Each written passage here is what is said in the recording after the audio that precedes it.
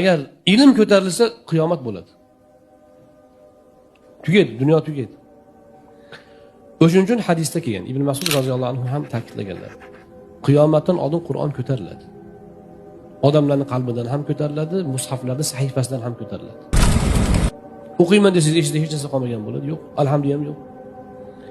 O'rganaman desangiz, sahifada ham o'chib ketgan bo'ladi. Ilm ko'tarilishi bu qiyomat degan. Borliqda baliq yashashi uchun ham, shumol yashashi uchun ham dunyoda ilm bo'lish kerak.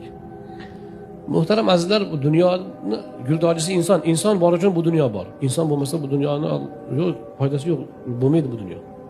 İnsanlarning hayoti esa iymon ahli hisobiga barhayot. Iymon ahli tugaganda qiyomat bo'ladi. Iymon va ilm dunyoni ushlab turadi. O'shuning uchun borliq, ey Parvardigor, shularni salomat qilgin, biz mana shu yashab turamiz. Ana o'shuning uchun butun borliq ularga jo'r bo'lib haqqa duo qiladi.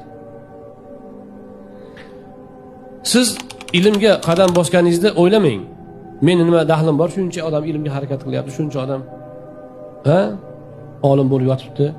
Men o'qimasam ham dunyo turaveradi. Yo'q, siz o'sha qal'aning bitta g'ishti bo'lasiz.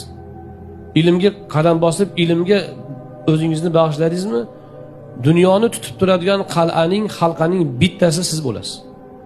Baxt, saodatga yetadi shu o'zi. Ana muhtaram azizlar, islom ilmni mana shuncha qadrlaydi.